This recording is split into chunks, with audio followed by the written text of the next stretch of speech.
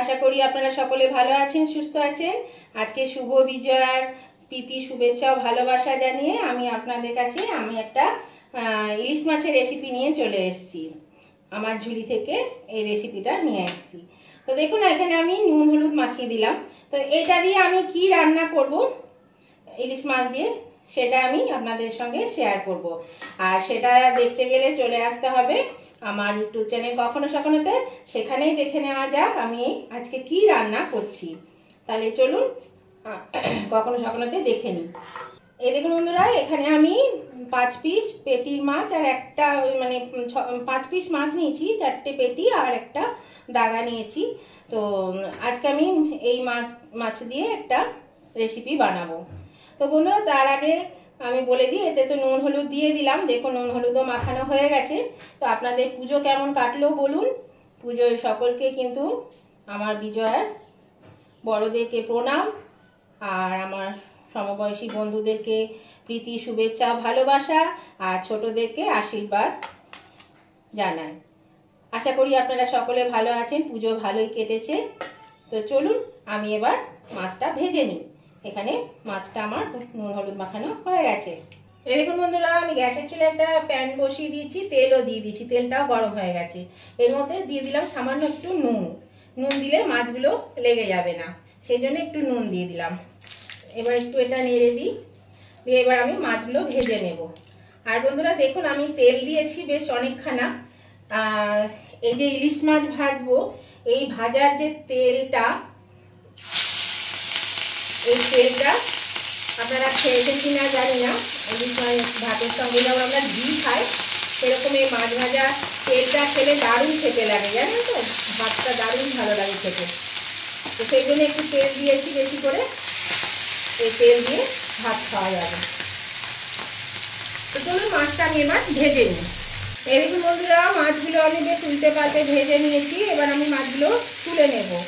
দেখুন, মাছগুলো কিন্তু বেশ ভাজা হয়ে গেছে, একটু লালচে লালচেও হয়েছে, আবার বেশি ডিপটাই হয়নি আর কাঁচাও নেই।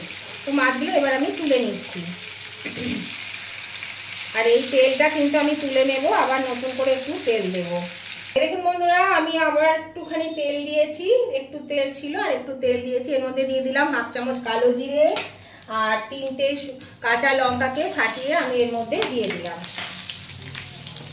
আর আঁচটাকে কিন্তু আমি মিডিয়ামে রাখলাম, কারণ এখন এই লঙ্কাগুলো ফুটছে। দেখুন, একটা বেশ সুন্দর একটা গন্ধ বেরিয়েছে। এবার আমি এর মধ্যে দিয়ে দেব, এখানে আমি 2 চামচ সাদা সর্ষেকে বেটে রেখেছি। 2 চামচ সাদা সর্ষে আমি এর মধ্যে দিয়ে দিলাম। আর এখানে 2 চামচ টক দই, এটাও আমি দিয়ে দিলাম।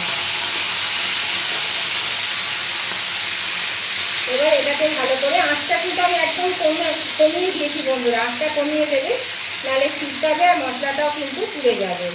এটাকে আমি ভালো করে একটু কষিয়ে নেব। হালকা বেশি কষানো যাবে না, সর্ষে আছে। এরকম বন্ধুরা, এটা কিন্তু আর কষাবো না, কয়েক সেকেন্ড, 5-6 সেকেন্ড আমি এটা একটু কষিয়ে নিলাম। এবার আমি এর মধ্যে দিয়ে দিচ্ছি এই যে সর্ষে বাটা জল, আর দিয়ে দেব পরিমাণ মতো নুন, আর দিয়ে দেব পরিমাণ মতো হলুদ গুঁড়ো। এবার আমি আর একটু জল দেব। ঝোলটা আপনাদের প্রয়োজন মতো রাখবেন।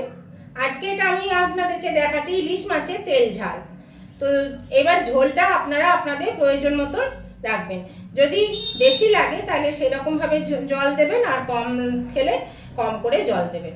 তো দেখুন, আমি আরেকটু জল দেব।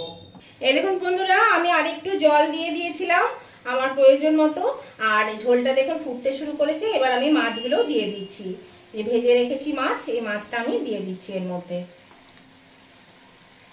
দেখলেন তো কত সহজে আর কত তাড়াতাড়ি এই রান্নাটা কিন্তু হয়ে গেল। খুব সহজে, খুব তাড়াতাড়ি হয়ে যায়, আর খেতেও কিন্তু খুব সুস্বাদু হয়, দারুণ খেতে লাগে। একদম হালকার মধ্যে খুবই ভালো লাগে খেতে। তো আপনারা যদি এইভাবে না খেয়ে থাকেন তাহলে কিন্তু বন্ধুরা অবশ্যই একবার করে দেখবেন, খেতে কিন্তু খুবই ভালো লাগবে।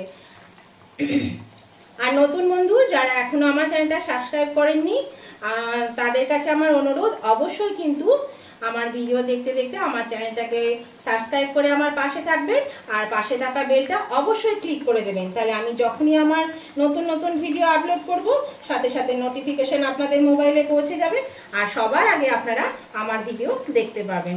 আর আমার উভয় বন্ধুদেরকে বলছি, আজকের রেসিপিটা যদি আপনাদের ভালো লেগে থাকে, পছন্দ হয়ে থাকে, তাহলে দেখতে দেখতে যদি এখনো লাইক দিতে ভুলে গিয়ে থাকেন, তাহলে টুক করে লাইক বাটনটা প্রেস করে দেবেন।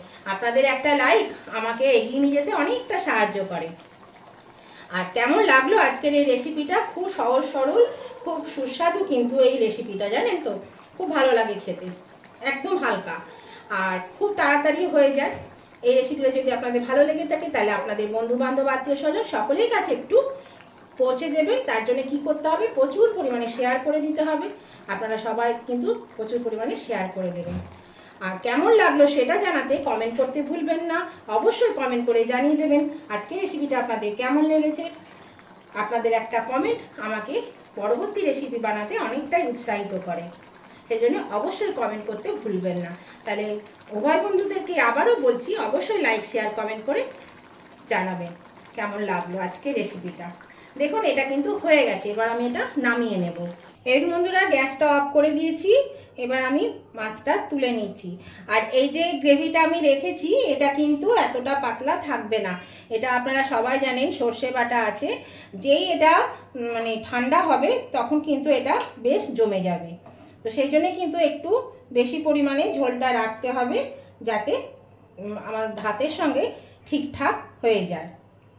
তো চলুন এটা আমি নামিয়ে নিই। এই দেখুন বন্ধুরা, আমি এটা নামিয়ে নিয়েছি। আর দেখুন এটা কিন্তু গরম ভাতের সঙ্গে গরম গরম খুবই সুন্দর লাগে খেতে। আপনারাও অবশ্যই একবার করে খেয়ে দেখবেন যদি না করে খেয়ে থাকেন। তো আজকের রেসিপিটা আপনাদের কেমন লাগলো সেটা জানাতে কিন্তু লাইক শেয়ার কমেন্ট করতে ভুলবেন না, অবশ্যই কমেন্ট করে জানিয়ে দেবেন কেমন লেগেছে রেসিপিটা। আর নতুন বন্ধুরা অবশ্যই কিন্তু চ্যানেলটা সাবস্ক্রাইব না করে থাকলে অবশ্যই সাবস্ক্রাইব করে আমার পাশে থাকবেন, আর পাশে থাকা বেলটা অবশ্যই ক্লিক করে দেবেন। আমি আবার নতুন ধরনের ভিডিও নিয়ে আপনাদের কাছে চলে আসব। ততদিন আপনারা ভালো থাকুন, সুস্থ থাকুন। Tata, bye bye.